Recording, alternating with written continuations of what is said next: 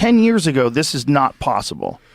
No, and it's accelerating and not decelerating yet. But I'm beginning to sense that there's a pushback. Oh, yeah. Because I think they've made a serious miscalculation.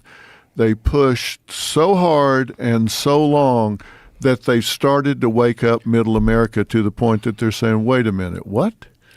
That's not okay. When they start rewriting history, when they start rewriting science, when they start trying to get the government to co-parent with you, with your child, people start saying, okay, whoa, wait a minute. I didn't mind when you were running around here talking crazy, but now you're starting to get into my business. Like my grandmother used to say, now you've gone from preaching to meddling now. Well, you know what's happening in okay. Canada, right? I mean, What? Canada has some pretty insane cases that are going on right now about gender transition from really young kids. And there's all this pushback with parents, and there's all this because the parents are not being told that their children want to transition. So there's this guy that was talking about these issues of parents' rights in Canada, and he specifically said that parents don't have rights in Canada, that they have, I feel like he said they have obligations. Is that the term he used?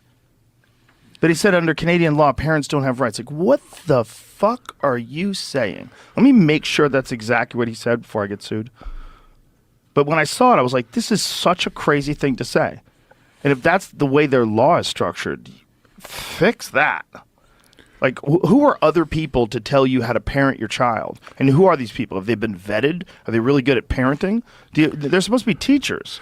They're not supposed to be parents. Here's my problem with that.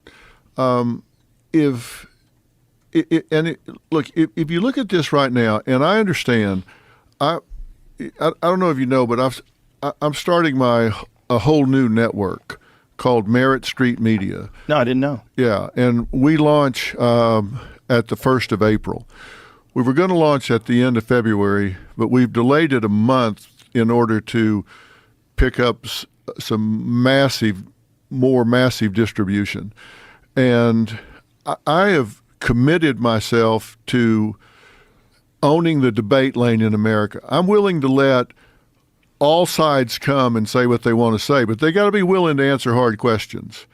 And I've had some of these folks, I've already shot about 30 shows on Dr.Phil Primetime, and we're going to have 4 hours of news and a whole lot of other programming, but it's all about, let's be commonsensical. Let's look at the facts. Let's look at science. Let's not look at what you want to be the truth. Let's look at what is the facts. Let's look at what is science. And we've got these people that, it's interesting they choose words like gender-affirming care. That's interesting that they call it that, but really what they're talking about is hormonal therapy or sex reassignment surgery on children. And in fairness, the American Medical Association, the American Academy of Pediatrics, the American Endocrine Society, or whatever the exact name of that is, all of the major medical associations have signed off on this, Joe. They've signed off on it. And I have never seen those organizations sign off on anything with less information as to whether or not it does long-term harm of anything in my life. And when I ask about that, when I bring that up, then they immediately label you as transphobic. And I thought that the deal was first do no harm.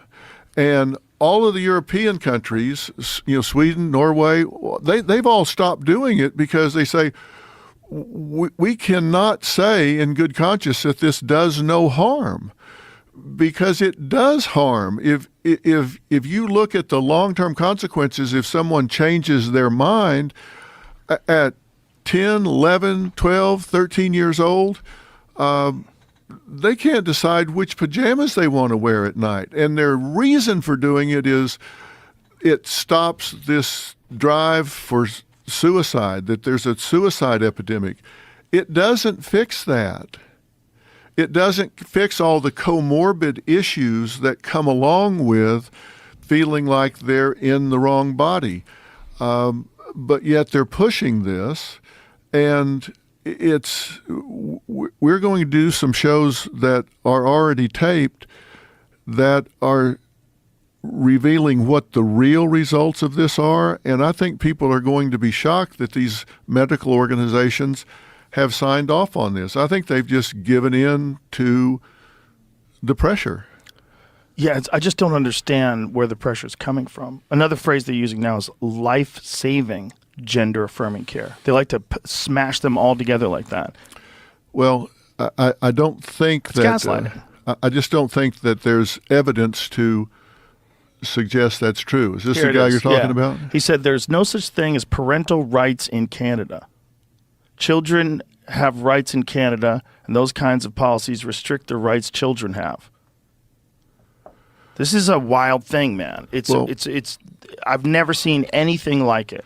But America's not far behind that, because No. I've talked to a lot of teachers, and they're telling me that they have a duty to the children, that if the child is not ready to talk to their parents about this, that it's okay for them to keep a secret from the child. Now, let me tell you what my problems with this are and see what you think.